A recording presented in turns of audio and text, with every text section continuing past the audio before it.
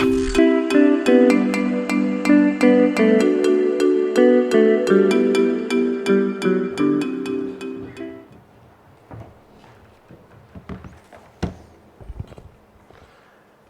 it's a pleasure to be moderating such a eminent panel. We have 3 national countries represented over here, and we have 5 other jurisdictions. And it can only be volatile, ambiguous, complex, and uncertain. That we can assure you. Without much ado, I will invite Grace to give the keynote address. She has been involved in this process at the OECD since the last several years. The report that came out on October 9th was a large part of her efforts, and I welcome you to give the keynote, and we'll take it from there. Thank you.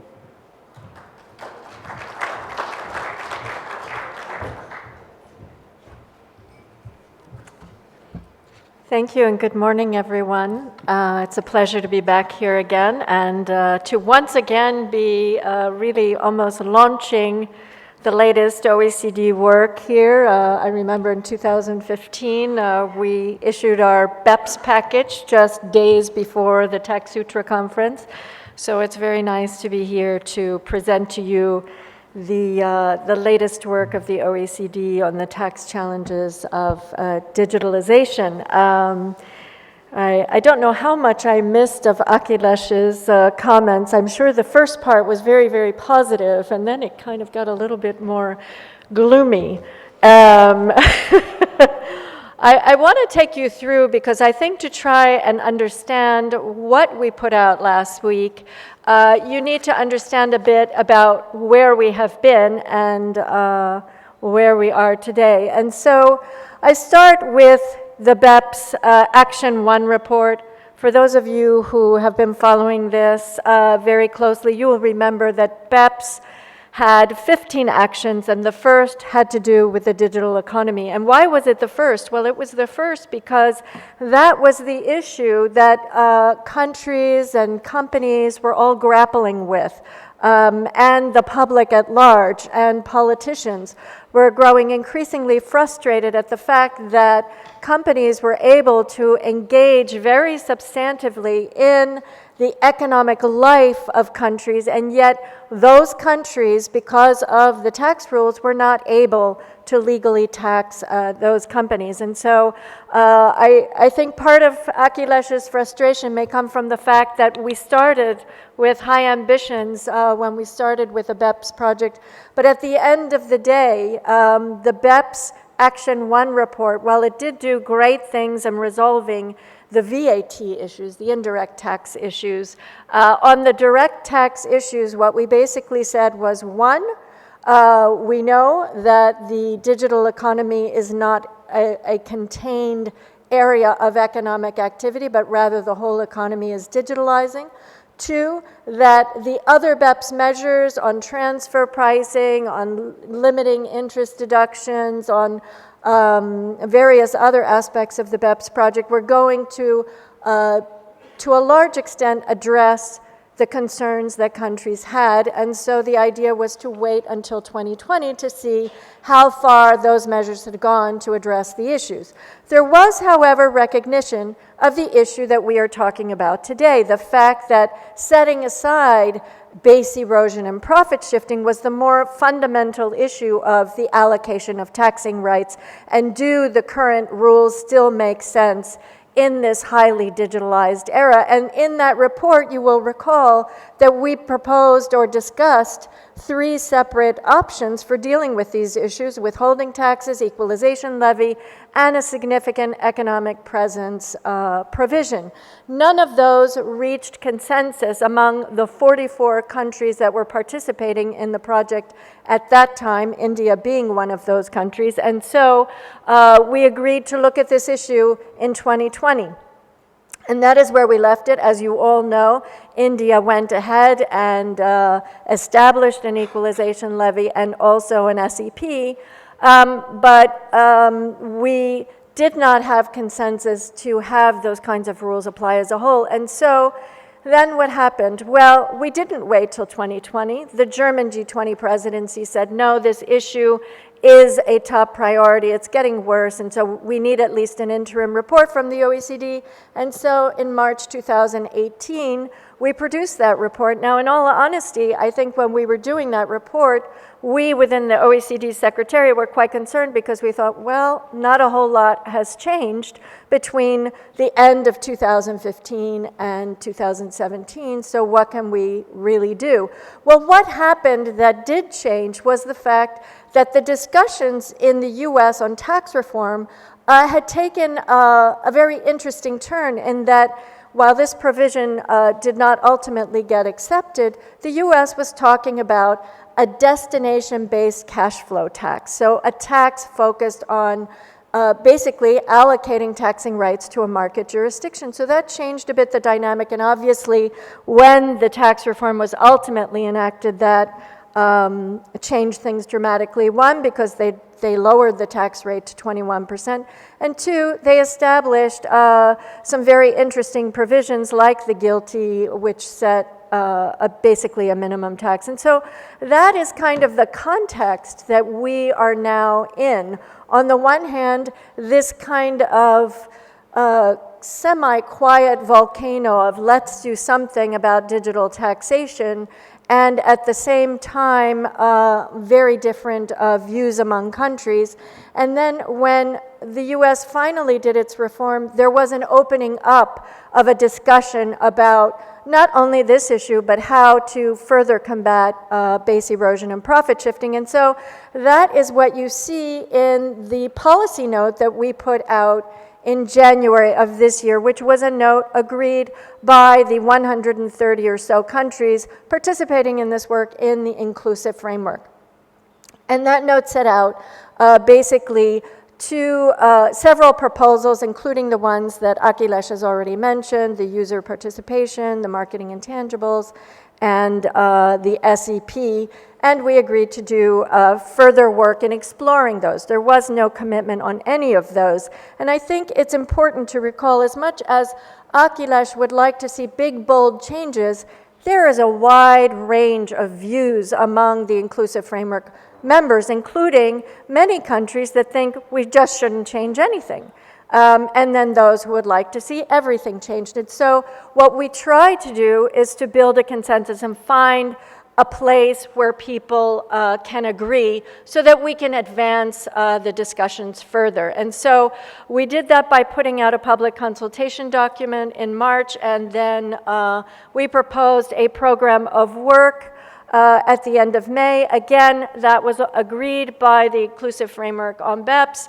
It had these two pillars, profit allocation and nexus, with the three proposals, the pillar 2 on basically a minimum tax, and a commitment to try to work towards a consensus. And so you may all be asking yourselves, why last week did we put out something called the Secretariat Proposal for a Unified Approach? Well, one, the fact that it's called a Secretariat Proposal means that it does not have the endorsement of all of the members of the Inclusive Framework on BEPS. But what we were trying to do was to really find a way to unblock the lack of consensus on any of these three proposals, because the user participation proposal was seen by many as too narrow. The US marketing intangibles proposal was seen as too complex and too far-ranging.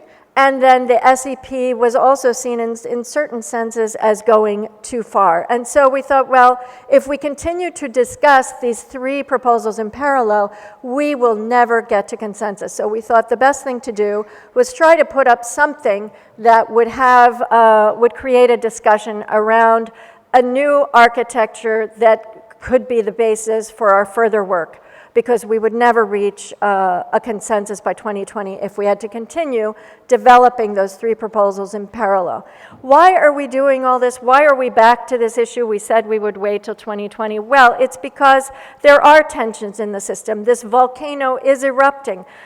in the sense that we are seeing more and more aggressive audits, with auditors taking positions that are not really founded in the tax treaty or transfer pricing principles, but really founded on a frustration at the way the current rules play out in this highly digitalized world. And so that is why we have come up with the proposal, and let me just move to that now. Our purpose in developing this proposal was really to try to take the common elements of the proposals that had been put forward and try to come up with something that people could work with. And so one of the key elements of all of the proposals was creating a new nexus that was not based on physical presence, which is the current rule and has been around for over 100 years.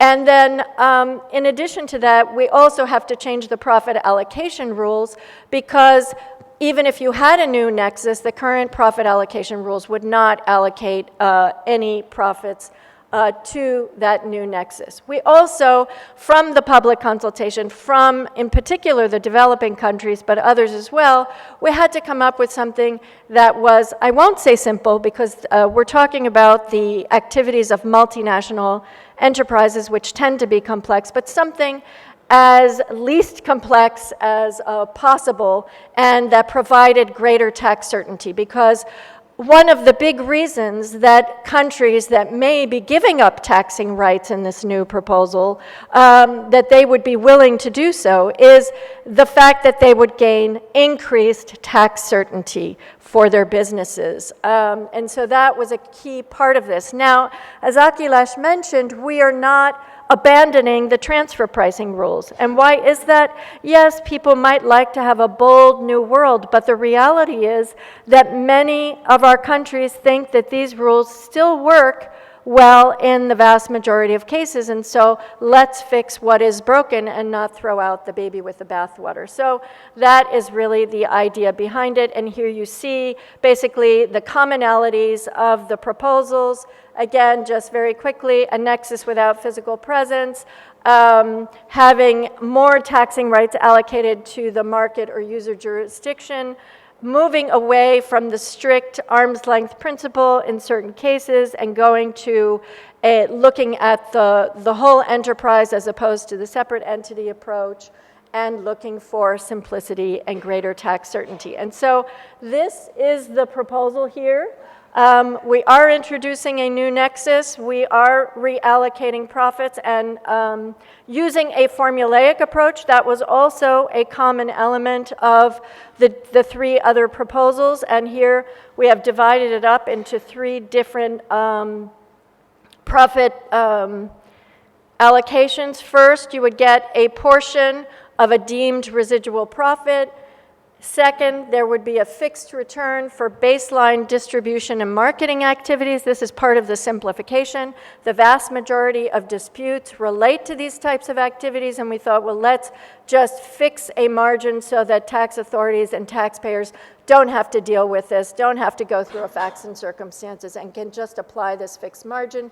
And then C provides two elements. One, to allow for additional return where the activities exceed this baseline activity, and also to ensure tax certainty through some sort of binding tax dispute resolution. Now, who is covered? This is one of the key questions. We actually have 5 core elements to this whole project.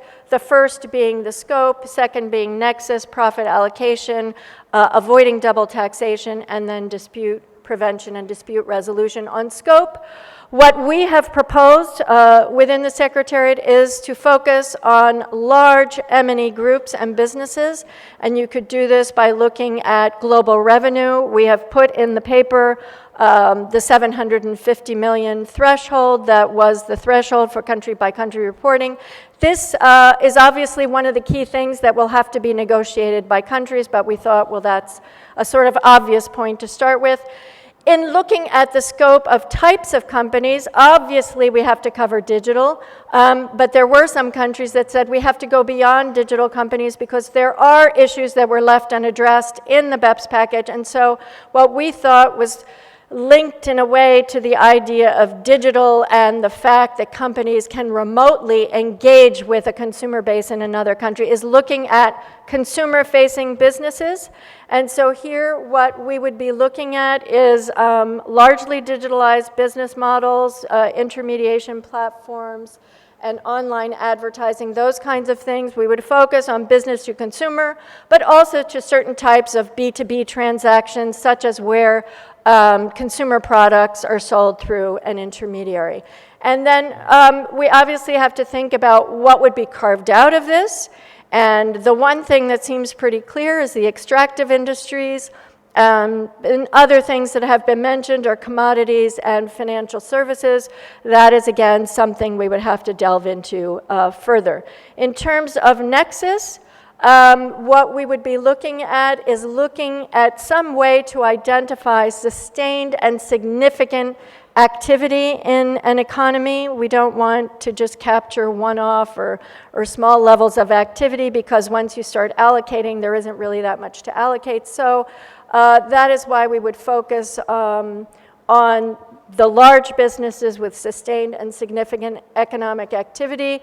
We would look at some sort of revenue threshold, and we would have to have some kind of adaptation to take into account the size of an economy, because India is not Latvia. You know, you have a much larger consumer base, and so we'd have to adapt the threshold to take that into account.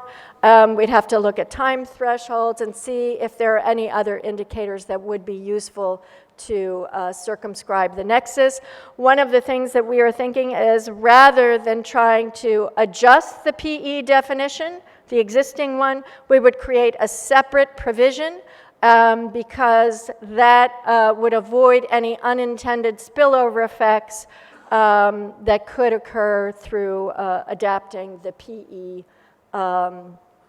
definition. Now I'm going to move fairly quickly, as I'm sure we'll have more discussion, but we have these three different components of the profit allocation. The amount A, which would be independent of physical presence, independent of the arm's length principle, and apply a formulaic approach. Amounts B and C are still within the transfer pricing principles. This is how you would determine amount A, which is the new element here.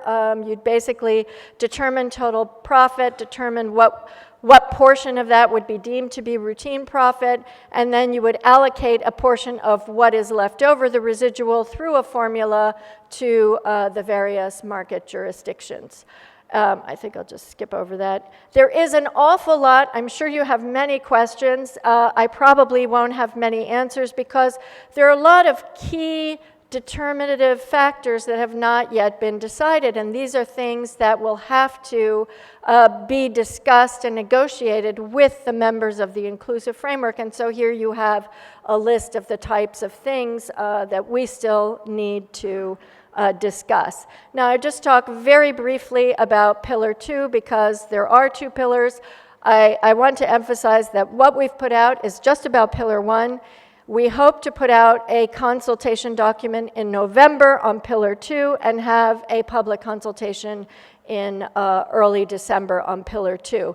So just as an overview of what the Pillar 2 is made up of, the idea here is to ensure that there is a minimum level of taxation paid, very much like the U.S. GILTI provision, for those of you who are familiar with that, so that this is a way to put a sort of backstop to Pillar 1, but also to address any remaining issues under the BEPS package. And you see that there are 4 components here that are being discussed, 4 different rules that would be applied, and we are still discussing how those would be applied, in what order, and further details on that. So you'll see that in the discussion draft that will be coming out.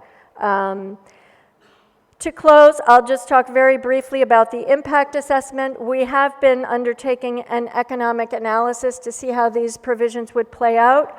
Obviously, without key parameters having been decided, like the thresholds, which companies are in or out, it's very hard to make an assessment. Nevertheless, we have our great team of economists have been working with country data to look at this and have concluded that there would be a significant increase in global tax revenues as a result of both Pillar 1 and Pillar 2. Obviously, Pillar 2 would bring in more revenues. That is the pillar that would, in essence, increase the size of the pie, whereas Pillar 1 was mainly designed to create a reallocation of the pie, the sizes of the pieces of the pie, and where they go. But what we have seen so far, and this will be ongoing work and will continue to be refined as the proposals get refined, but it does look like there will be a significant increase in revenue. Low and middle income economies tend to gain relatively more as a percentage, not in absolute terms, obviously, but as a percentage of their revenues. The investment hubs, you will not be surprised to learn, those are the ones that tend to lose revenue because that's where income has been parked. So overall, we think that this is going to increase revenues. We do not think that this will adversely impact the investment environment because the alternative is the chaos that we are currently seeing. There are now over 20 unilateral measures that have been proposed, and that will just continue if we don't arrive at a solution and a consensus solution. So maybe not the nirvana that some might hope for, but something that all countries can agree to that will provide greater tax certainty to both governments and to countries. Here are the key dates of what's coming up next. We will have the public consultation on this. This proposal, Pillar 1, in November 21st and 22nd, and then Pillar 2 in December. So I encourage you all to actively engage in that. Thank you very much.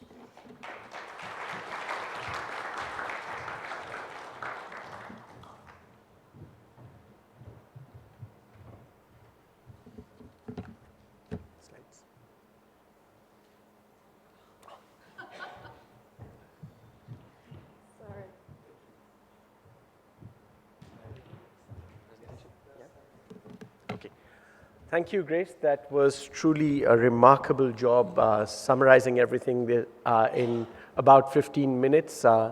Truly commendable, and thank you very much for doing that. Just to put it into perspective from the point of view of India, I thought it would be useful to just lay out before this audience the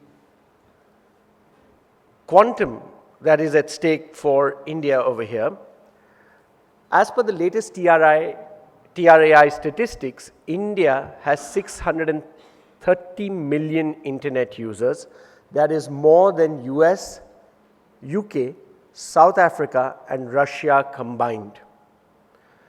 The average data consumed in India is 16 hours worth of video per month. The complexity and the growth of the internet and consequently businesses that are on the internet is truly mind-boggling. And the equalization levy that India implemented in 2016 last year resulted in a collection of the equivalent of about $138 million, and we expect that this will grow close to 100% every year for the next few years. So in terms of the Indian need to have this reform, I mean, these numbers give you the urgency, and that's why Grace in her address so correctly put into perspective how important it is for this to be implemented as quickly as possible. There is a aggressive timeline at the OECD, and started work really in 2013 when it was identified in the first action plan, but very, very aggressive timeline. We have the Pillar 1 open for comments till November 12th. Then we have Pillar 2 coming out, and then quick comments on that. And the target is January 2020.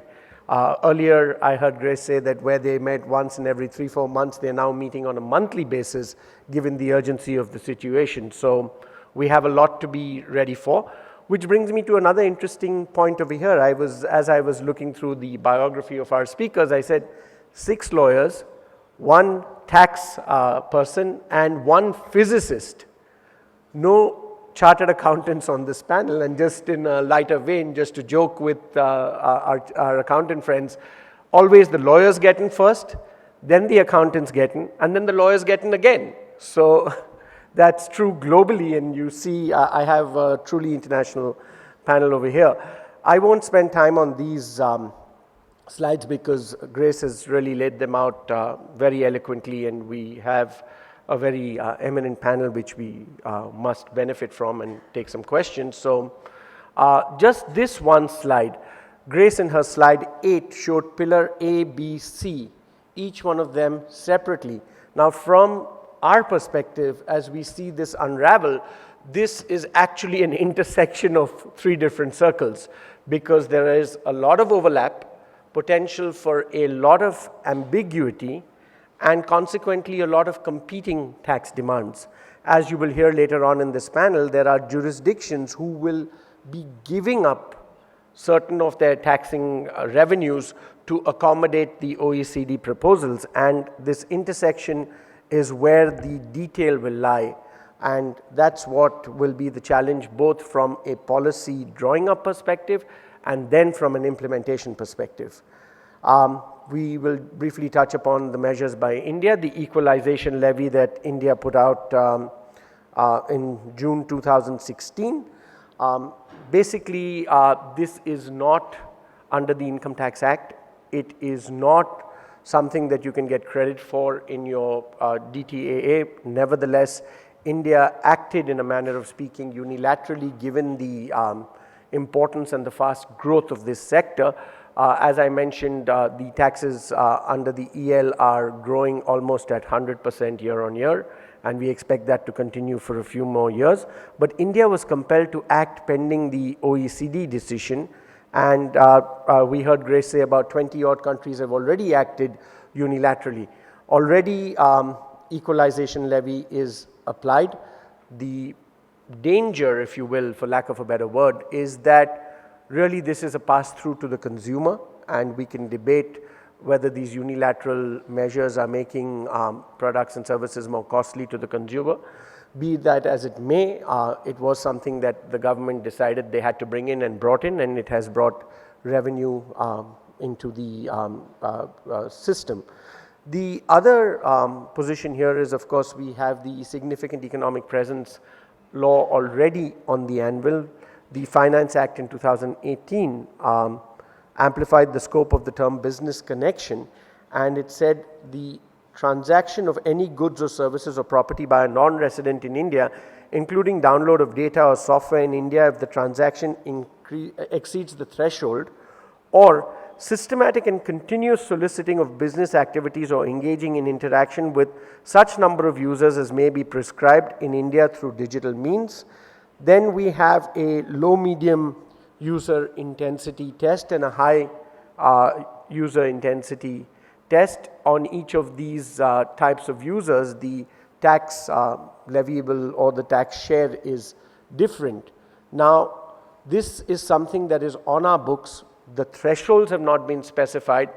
However, it is my personal opinion that the longer the OECD takes to come out with its unified approach, India will probably start acting unilaterally, and that's something that we can discuss in the next situation. Points to ponder. Points to ponder are several, and I have a truly distinguished international panel over here. Without much ado, I will request Mike Williams to start. Mike is a physicist from Oxford University and has served on Her Majesty's Customs for several decades, is an important part of many of the initiatives going on at the OECD. So, Mike, may I request you to go ahead? Thanks very much, and good morning, everyone. I think you're on. Apparently, yes, it's come louder, I think. Thank you for that kind introduction.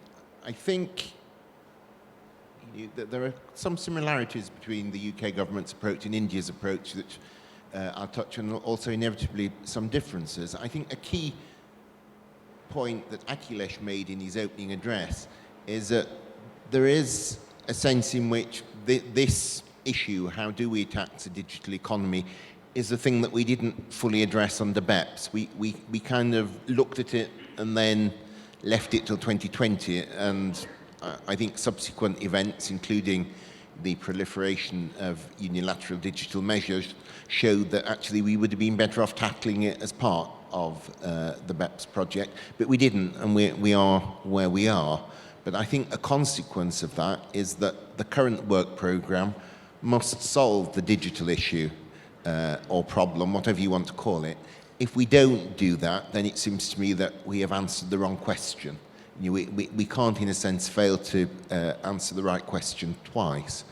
And then, and this links to the point on the slide there, how far do you go? The big question is, yes, you have to solve, I think, the digital question. How do you tax high-tech digital businesses that interact very actively with their users and in some cases with their customers? How far do you go beyond that into other aspects of the economy, the bricks and mortar economy? And there, I think from the UK perspective, we have to recognise that some things have changed, but not everything has changed. And certainly we would still see a need to focus on value creation through economic activities that generate value, generally producer activities to invent things, to make things, and so on.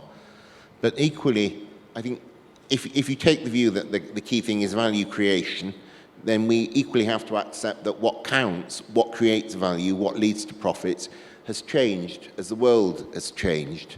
And it's now possible for a business to have active engagement with its customers and with its users from outside a market to create value. I think you see that most clearly with digital, where there is engagement with people, for example, putting their photographs on social media sites. To a large extent, it is they who generate the content on those sites. Equally, I think you can see that there is also some active engagement in markets in other instances. For example, if you buy contact lenses over the internet, as I do, after 3 months or so, you get an email saying, are you happy with them, and do you want to order more? And of course, what the people sending the email are really interested in is, would you like to order more now? Equally, you can buy coffee machines that work out when you're running out of coffee capsules and prompt you to order more, and you may get an email saying, oh, surely you've run out of the coffee now. So that, again, is a sort of active engagement with customers in the market that you didn't really get 40 years ago, say. In contrast, you can look at other things that have changed far less. I buy toothpaste now in the same way as I did 30 years ago, and I guess that most of you do too. I just pick it up in the shop with lots of other goods and buy it. There isn't somebody saying, oh, sending me an email every 3 months saying, oh, would you like to buy more toothpaste over the internet? So some things have changed and others haven't. And back to Grace's point about the focus on consumer-facing businesses, again, the biggest change has been in how businesses engage with consumers and users. If you're selling a bespoke sort of industrial machinery, you're not going to sell it over the internet. And equally, when you've had it for 3 months, whoever sold it to you isn't going to contact you and say, would you like to buy another one? It's just a very, very different sort of business, and therefore the scope for active engagement is different. I think, therefore, the key for the work going forward will be for us to decide how far we adapt the rules, how far we need to change the rules, how far and in what areas we need to move from the arm's length principle. I think that is probably an area where Akhilesh and I might differ in terms of how far we would go. Equally, I think we would agree that you have to start with digital. And the big question then is, how far do you go beyond digital? Equally, if what we are trying to do is find proxies for profit in a world where actually quantifying profit by some other means is very difficult, what is an acceptable proxy? A proxy that works satisfactorily for a wholly digital business that involves no physical production may have to be different from the proxy where you're selling physical goods, even with internet context, but there's still a lot of effort with the physical goods. Back to the making of the contact lenses, back to the selling of coffee capsules over the internet. There is a physical production aspect to that. There's a quality control aspect, which is rather different, for example, from sticking photographs on a website. And we may therefore need rules that flex sufficiently to recognize that difference. Equally, and this is my final comment, not quite so directly on the points on the slide, I think we do have to get to an approach that is more straightforward than where we are now. Where we are now, not straightforward because the arm's length principle can be very hard to apply in practice and of itself lead to disputes in the more complex cases, but also more simple because we come to a consensus agreement which enables us to dial back the unilateral measures. And if we could achieve both of those, I think that will be a significant step forward. I agree with Akhilesh that it won't be the last word, and there's a sense in which it can't be the last word, not least because of Grace's point that some countries actually don't want to do anything at all that's different from now, and they are part of the work as well. They will have to be part of the consensus, and just as there are countries that are wanting to change everything, there are countries that would like us to change nothing, and if we're going to get to a unified approach through consensus, we're going to have to be somewhere in the middle on that. But let me stop there. Thank you. Thank you. Thank you, Mick. Just staying with Europe, both metaphorically for the moment and with Brexit looming for the moment, let me invite Guido from Italy to talk about the Italian approach. Guido is a partner at LED Taxan, which is the Taxan member from Italy. Please, Guido. Hi. Good morning to everybody. As regards Italy, my country introduced just 2 days ago, 3 days ago, the web tax.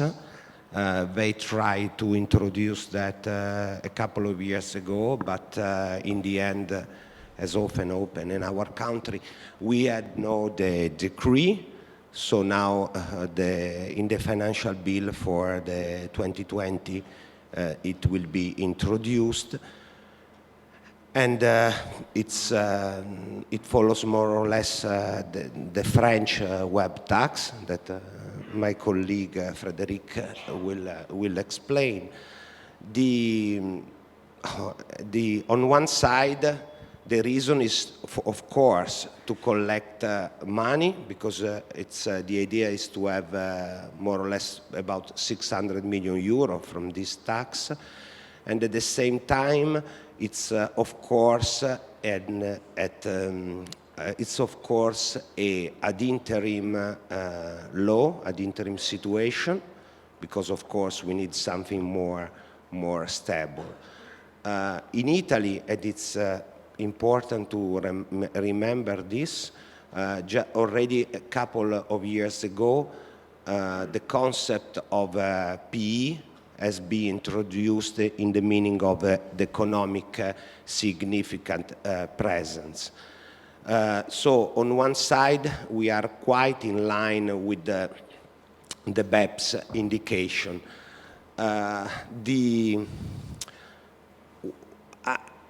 We see, of course, in a very favorable way the circumstance that OECD is trying to find a proper guideline, also because OECD guidelines represents for us a sort of soft law. It's important because, as you probably know, in the last couple of years, we have different tax assessment that were linked, where Amazon and Google have been assessed. The issue was related to TP, was partially linked to the concept of permanent establishment, and it's absolutely important that a common route is founded also for what are the taxpayers that are working in Italy. We have a strange situation where we started. I was thinking when Ms. Perez Navarro was talking, I was thinking when I start to work, and we were simply tax advisor, tax lawyers. Now it's also difficult for us to leave this period because somehow we are talking a lot about economics, and clients go faster than us. Clients go faster also than, of course, also of OECD. So we are always one step beyond, and this is something that it's even difficult. Another last aspect that I would like to point out is linked to the factual situation that this giant face then in our respective countries. Because when you have an issue of PE or when you have an issue of transfer price, you are very often also involved in criminal fines. And of course, clients are very sensitive on this. And this situation doesn't help to solve some issues. So sometimes the big giants decide to settle their situation with the tax authorities, not considering their rights, but just to avoid some other situation that has nothing to do with tax. Just a last comment. As tax end, we will prepare our comments to the work that has been performed by the OECD. And personally, I really hope that we will find very soon a solution, because this is a solution that this situation cannot keep on going in this way, because of course, probably OECD, we charge OECD to more responsibility that they should have. Thank you, Guido. But, absolutely, but for countries like us, and I think also like others, we really rely on what you say, as we did for TP, for example. Thank you, Guido. We move to France. Frederic, may I? Okay. Oh, thank you very much. So I will try to explain the point of view of France. And first of all, I would like to give you some background, because France is not an actor who plays the game alone. France, as Italy and Germany, is part of the European Union. And one can say on these international matters that the European Union plays, I don't know if I should say in parallel or as a sub-game of the OECD. And that's what we have experienced from the BEPS proposals to the recent proposal or even directives from the EU on several topics. So coming to the question of digitalized economy, you may know that the EU proposed, especially in 2018, a two-step approach, which meant that there might be, if a consensus was found, first of all, a kind of interim tax, some tax with some commonalities with what you have in India.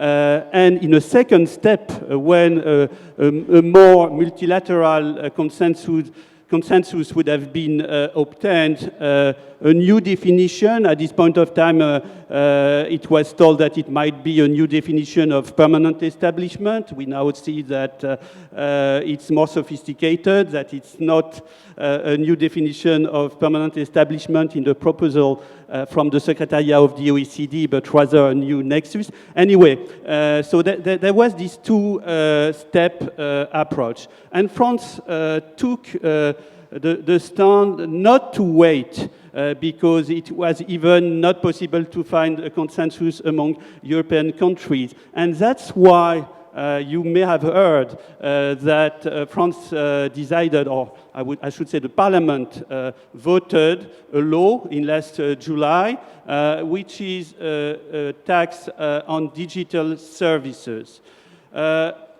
Is that really the same topic as the topic which is addressed by the OECD? I don't think so, because I should not say also it's much a noise about nothing, so that's probably not nothing, but that's very restricted. If you look carefully of what is this new temporary tax in France, it only addresses some specific digitalized services, that is to say, platform which make possible to establish a link between buyers and sellers of services, of goods. But for example, streaming services, telecommunication services are excluded from the basis of this tax. And the second item, which is addressed by this temporary tax in France, is the item of targeted advertising based on collection of data. As you also probably know, this tax is based on 3% of deemed revenues or profits, that's not so clear, derived with a complex rule of apportionment. This tax addresses only those companies which have the worldwide revenue of more than 750 million euros, so that is famous 750 million euros threshold, and more than 25 million euros revenues in France on these specific items. You may have heard that there was some hot discussion last summer in Biarritz between President Trump and President Macron. On this, President Trump made a statement that he would levy a tax on French wines. And finally, apparently, there was some kind of agreement, and France decided that this tax is not only a temporary tax, but there will even be a reimbursement of the tax when there is a global consensus on it. So that's why I mentioned the phrase from Shakespeare, much noise about nothing, because I think that it was more a political stand for both internal politics in France as well as making move the things on the international arena. Thank you, Frederic. When you said President Trump, I know that we can go on and on with the statements he makes every morning, but we have to cover two other jurisdictions, so if I may. Okay, so I will stop there. Thank you. Just one point, yes. So I wanted to say, okay, this tax is something, but the proposal from the OECD is much more interesting and covers much more businesses. Thank you. Thank you so much, Frederic. May I request Marcus from the German member firm from Taxan to address us on the German position. Thank you. Yes, thank you. Thank you, Suhail. Yes, I have the honor to present the German perspective of all what we have already heard. The German perspective is fortunately very, you can summarize it very briefly. The German position since 2 years or 3 years, as long as this discussion goes on, is very much, well, we wait and see, yeah? Which is a little bit surprising because usually in the tax world, Germany is very much keen to to impose taxes and restrict tax policy. But here we are the German position is very much reluctant. Why is this? I think the reason for this is Germany is a very strong export country.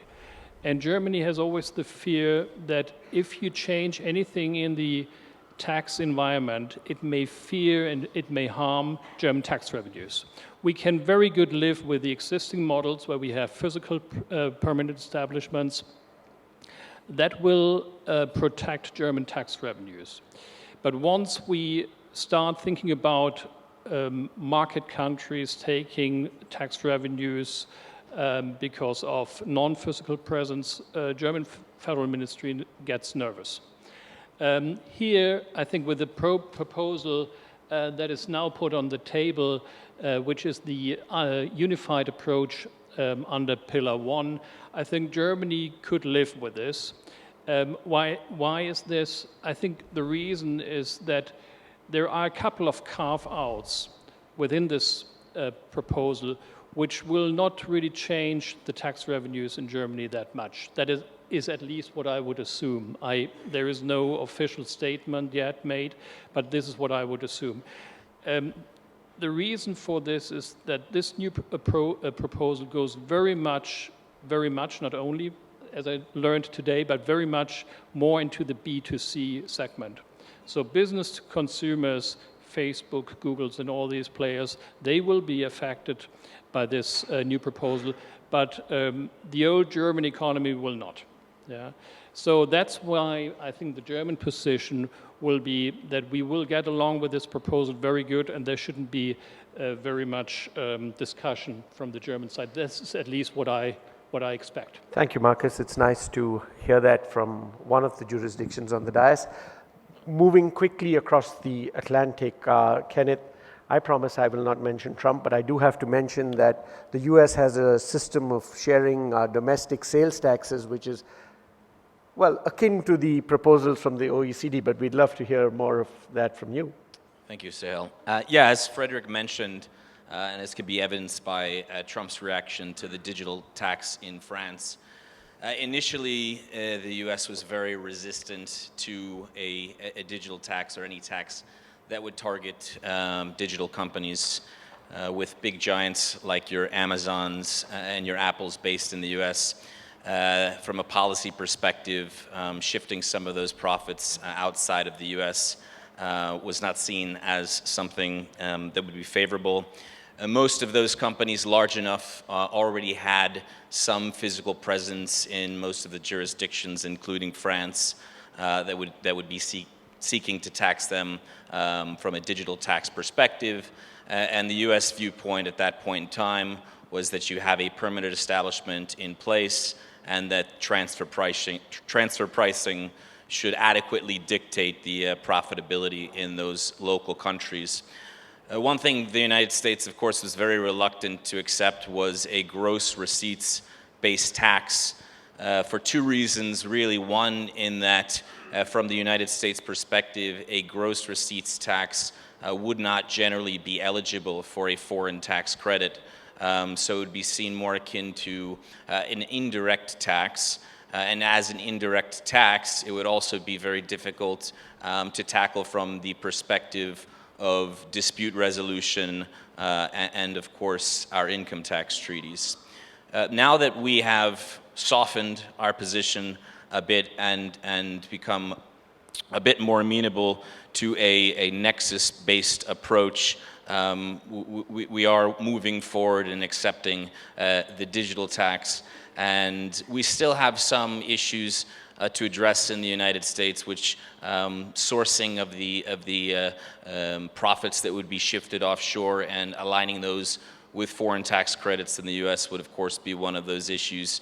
As a non-member of or a non-participant in the MLI, there would be questions raised as to how we would implement this in terms of, do we modify treaties, do we rewrite parts of our domestic tax code? So those are some items that will be challenging for us, but that we have accepted. And we do adopt a bit of the German approach, which is to some degree a wait-and-see approach in that once we do see some sort of final product, at that point in time, I think we'll see whether our current government decides to take any unusual retaliatory actions in terms of tariffs, and we actually have a provision that allows us to impose double taxation to certain countries that impose prohibitive or extraterritorial taxes.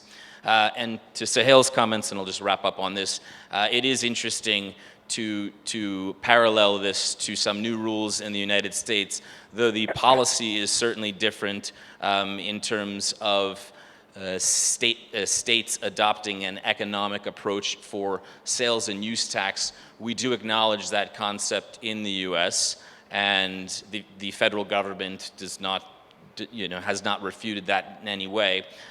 From an income tax perspective in the US, when you're looking at the 50 US states, we do not adopt an arm's length approach for apportioning income to those 50 states. We look at the total US taxable income base, and we apportion those factors based on sales, property, and payroll. So you can draw certain parallels in our system and point towards some of the items that have been proposed in the unified approach, and see that perhaps there are more similarities than the US gives credit for. So should be interesting to see sort of where we end up on an end result perspective and how the US responds to that. Thank you, Kenneth, and nothing you said should warrant a tweet tomorrow morning. So there will be tweets tomorrow morning, you should expect. So just two things before we sum up. I will invite the only taxman on the dais, Mr. Akhilesh Ranjan, to sum up, put an India view to this as host country. We should use that prerogative. So may I request you to take the mic, and after this we will take one question for Grace, because we have her here and we should not let her go without having the benefit of her views. The rest of the panelists are available throughout the day over here, so you'll get a chance to interact with them. Please. Thank you. Hello? Hello? Yeah. So I have said a few things in the morning session, but let me just answer this specific question out here. So we are happy with the fact that a need to define a new nexus has been recognized. That's something which is very important, and if that need has been recognized, I think that's a huge step forward, that we have to travel beyond the confines of Article 5. So we are happy with that part of the unified approach. How we define that new nexus, all right, these are matters of discussion, and let's not go into that at the moment. But on principle, if we agree that there can be a nexus based on economic activity without or unconstrained by physical presence, that Grace would say, yes, that's a huge step forward. We are also happy to the extent that there is discussion on allocating profits to a market. Now, by itself, that's a concept which was not prevalent in the normal profit allocation rules, which focused entirely on transfer pricing. So this advancement, I would say again, is something which is encouraging, which is good, that the contribution of the market is being recognized to some extent, and to that extent, countries are willing to go beyond the arm's length principle. But when we travel further, it is there that we have our differences with the approach, with the unified approach. And as I said, our main issue is that if you have a physical presence in a country, then there will be an allocation of routine profits, what's called routine profits. That's the amount B that Grace mentioned out there. But if you don't have that physical presence, you don't get that allocation. But then the fundamental premise that we started with was that it doesn't matter whether you have a physical presence or not. You can have the same sort of business activity with or without a physical presence, and therefore the allocation of profit must remain the same, whether there is physical presence or not. So how can we have a situation where amount B goes only to jurisdictions which have a physical presence? And then what happens? When you take out the entire amount B routine profits from the profit of an enterprise, you might end up with zero residual. So what are we talking about in the first place? Let's take Netflix. I believe it has a $4 billion operating profit, let's say, and it has a 400 million profit. You take out 10% of it as routine, that's over. That means no jurisdiction can tax Netflix on any income unless it has a physical presence. So we are back to square one. That's our difference. That's the position that we have. That's where we differ from this. And that's what the significant economic presence proposal tried to overcome. We said, no, once you have a nexus, we have to allocate profits. Then you don't divide those profits into routine, non-routine, residual, non-residual, whatever. Profits have to be allocated to that nexus. So I think if we can, in this whole approach, move closer towards that idea, as I said, we are participating in those talks. We are very much involved in the discussion. Even though we're not fully happy with what the direction that it is going, we realize that progress is being made and that is good. So we will try and cooperate, but those are the concerns that India has. And when we try to put it that way, then of course those are the broader conceptual questions of how far the arm's length principle can continue to apply in this digitalized world, as we are calling it, which is already much beyond the normal world. Thanks. Thank you so much. Question for Grace, please. That was quick. I didn't even need to ask if. No. We need you to get on a mic so that others can hear you as well. Yes, this is for you, Grace. Do you really get perturbed when you see there's a lot of conflicting thoughts coming, even on the dais right now? I see Mr. Akhilesh had a thought on nexus to physical presence, to Germany having a different thought than France is having it, than US is having it. And then you have 130 odd countries in the inclusive framework. Do you think, is it a unified approach? Are we really heading towards that? Or you think there's really a lot of more work to be done to reach to any unanimous decision when we implement permanent establishment and the digital world? Thank you, Grace, and you can make some additional comments too if you'd like. There should be a mic right there before you. Well, we are in the business of achieving consensus. We have a very large group of countries. I think that with the urgency of resolving the issue, which I think you heard from all of the speakers here, there is goodwill in the room to try and find a solution. So even those countries that would be quite happy to leave the rules as they are engaging and are saying, okay, let's discuss, we think this might work. Now, there are many key issues to be resolved in the unified approach, but what we were trying to achieve with this was to establish a workable operational architecture framework for the work going forward on Pillar 1, so that we would not waste time on other proposals that we knew from our discussions were not going to achieve consensus. So that was really the reason why we put this forward, and we are speaking with countries regularly to try and find, what are their red lines, what is it that they could live with, because there is tremendous pressure on us, the OECD. If we don't reach consensus, okay, it's a failure, but really it's not a failure for the OECD, it's a failure for all of the countries, because then you will have this just cacophony of unilateral measures that will create havoc for tax administrations, for businesses. This will impede investment and growth, and it really will be a disaster. And I do think that most of the countries in the room see that that is the alternative, that the status quo is not the alternative. And so doing nothing is not really an option. And so I do have, maybe I'm naive, but I do have confidence that we will achieve consensus because there is a strong will there. And